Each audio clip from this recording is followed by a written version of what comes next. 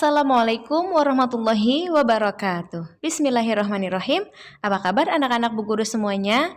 Kembali lagi kita di pelajaran tematik. Kita sudah masuk di tema 4H ya.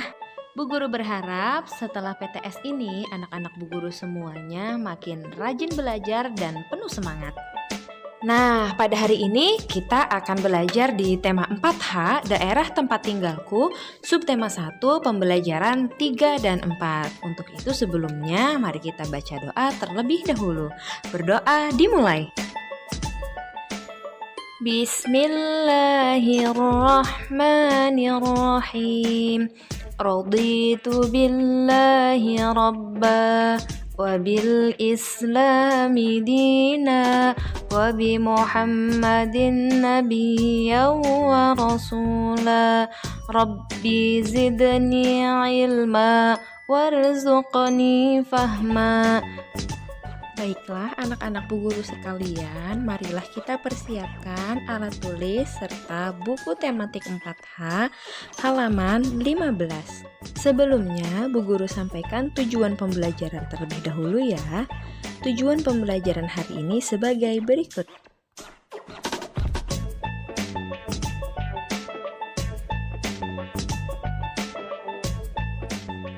Masuk pada materi pertama, yaitu mengidentifikasi kegiatan ekonomi di lingkungan sekitar.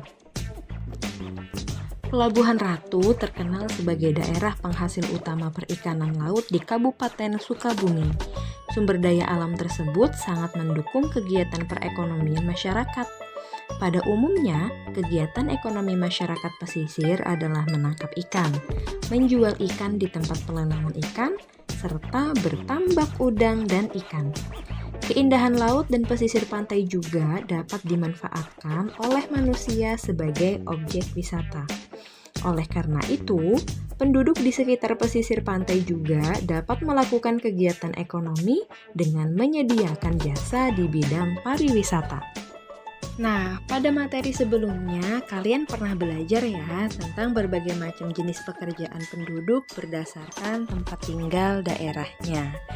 Ada di daerah pantai, daerah dataran rendah, daerah dataran tinggi, daerah perkotaan, daerah pedesaan. Jadi, dari masing-masing tempat tinggal memiliki jenis pekerjaan yang berbeda-beda.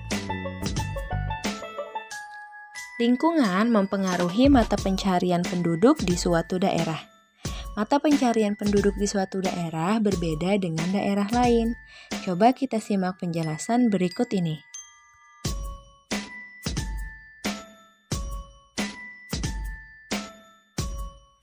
Nah, yang pertama, penduduk di daerah pantai bermata pencarian sebagai nelayan, petani tambak, pedagang, petani garam, dan perajin. Yang kedua, penduduk di daerah dataran rendah bermata pencaharian sebagai buruh, petani, pedagang, dan peternak. Dan yang ketiga, yaitu penduduk di daerah dataran tinggi bermata pencaharian sebagai petani, peternak, pedagang, dan pekebun, misalnya teh, kopi, dan cengkeh. Penduduk di desa lebih banyak bermata pencaharian sebagai petani, peternak, perajin, pedagang, buruh tani, dan pekebun. Dan penduduk di kota bermata pencaharian sebagai pekerja jasa, pegawai bank, konsultan, pengacara, sopir, karyawan, pedagang, dan buruh pabrik.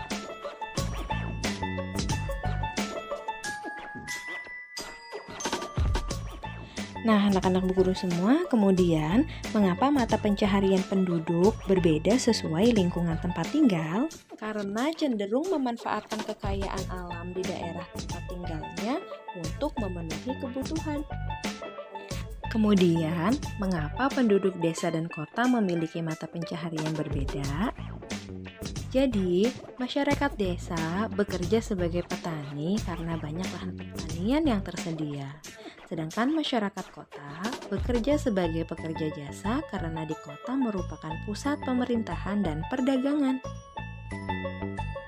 Nah, lalu kemudian apa bedanya petani di dataran rendah dan petani di dataran tinggi? Seperti tadi yang telah disebutkan ya, bahwa dataran rendah yaitu menanam padi dan palawija. Dataran tinggi yaitu menanam sayuran seperti kol, wortel, bawang, dan lain-lain. Kemudian, apa itu pekerja jasa? Jadi, pekerja jasa adalah orang yang memberikan pelayanan sesuai keahlian yang dimiliki. Contoh, dokter, guru, penjahit, konsultan, dan pengacara. Selain adanya perbedaan mata pencaharian pada setiap daerah lingkungan setempat, ternyata masing-masing daerah juga memiliki jenis cerita rakyat yang berbeda pula. Setiap daerah di Indonesia memiliki kumpulan dongengnya sendiri-sendiri. Nah, pada materi selanjutnya silahkan anak-anak Bu Guru semua membaca mengenai dongeng yang berjudul tentang Situ Bagendit. Lalu kemudian kita akan mencari tahu tentang tokoh-tokoh yang terdapat pada teks fiksi pada bacaan tersebut. Silahkan kalian baca cerita tersebut dengan seksama ya.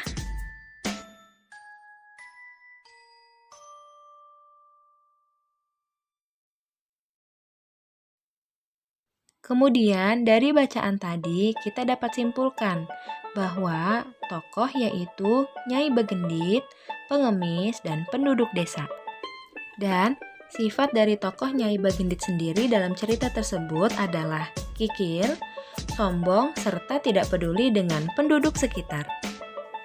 Lalu, pesan moral dari cerita tersebut adalah kita harus saling menghargai satu sama lain, serta menjauhi perilaku sombong, kikir, dan semena-mena kepada orang sekitar, dan serakah terhadap harta benda yang dimiliki, karena akan mengundang malapetaka di kemudian hari. Nah, anak-anak Bu Guru semuanya, sekarang kita akan mengetahui keragaman karakteristik individu dalam kehidupan sehari-hari. Nah, perhatikan gambar berikut ini. Di sini ada Dewi dan teman-temannya yang begitu serius menyimak cerita tentang Situ Bagendit yang disampaikan oleh Dewi. Nah, Dewi ini sangat pintar bercerita. Selain dapat membangkitkan imajinasi dan memperluas kosakata, dongeng juga dapat menjadi media dalam mempererat ikatan antar individu. Nah, setiap individu itu memiliki karakteristik yang berbeda, baik itu karakteristik fisik maupun sifat. Dan sekarang kita akan mencari tahu tentang apa sih yang dimaksud dengan karakteristik fisik seseorang. Yuk kita simak penjelasannya. Keragaman karakteristik. Keragaman karakteristik individu berarti perbedaan ciri-ciri khusus pada setiap manusia. Kemudian, keragaman karakteristik individu dapat berupa keragaman fisik, yaitu meliputi 1. Warna kulit, 2. Jenis rambut, 3. Tinggi rendah badan, 4. Berat badan. Kemudian, selain keragaman fisik, juga terdapat keragaman kegemaran dan keragaman sifat. Nah, pada gambar Dewi dan teman-temannya, kita juga sudah dapat mengetahui bahwa di antara mereka memiliki keragaman karakteristik individu, karakteristik fisik, dan karakteristik sifat. Nah, apabila anak-anak Bu Guru semua memiliki teman yang berbeda karakteristik secara fisik, sifat, ataupun yang lainnya, bisa melengkapi tabel pada halaman berikutnya. Keragaman pasti selalu kita jumpai dalam kehidupan bermasyarakat. Keragaman sering disikapi secara berbeda. Jika dilihat dari segi positifnya, keragaman dapat memperkaya kehidupan bermasyarakat. Akan tetapi, jika kita tidak menghargai keragaman, tentunya dapat mendatangkan konflik yang dapat merugikan masyarakat. Nah, untuk lebih jelasnya, untuk mengetahui manfaat dari keragaman karakteristik individu dalam kehidupan sehari-hari, mari kita simak video berikut ini.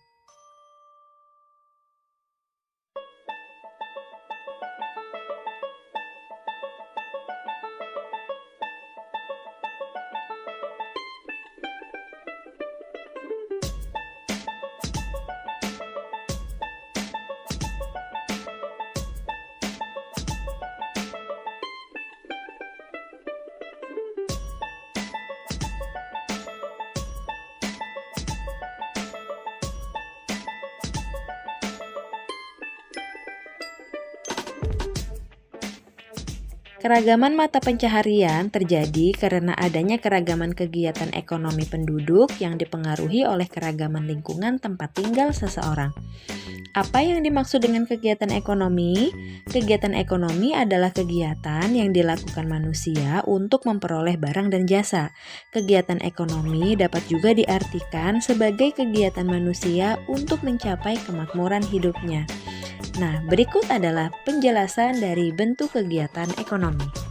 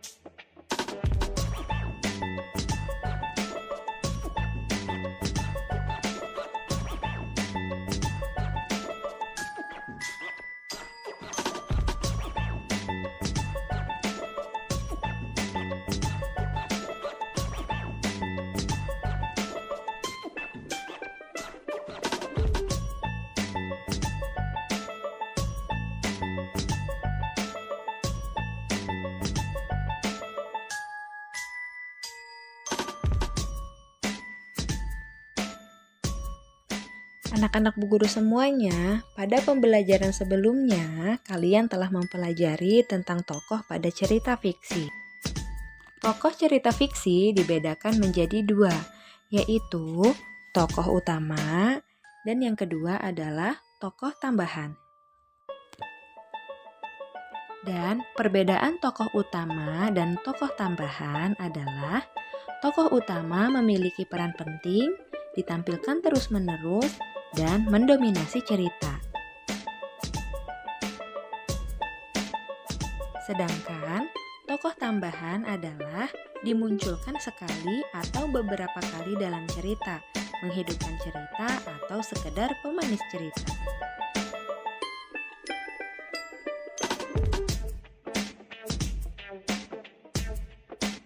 Alhamdulillahirrabbilalamin, pembelajaran hari ini telah selesai. Semoga apa yang hari ini anak-anak Bu Guru pelajari dapat mudah dipahami dan dimengerti. Kurang lebihnya mohon maaf, selalu semangat, selalu jaga kesehatan dimanapun berada. Billahi taufiq wal hidayah, wassalamualaikum warahmatullahi wabarakatuh.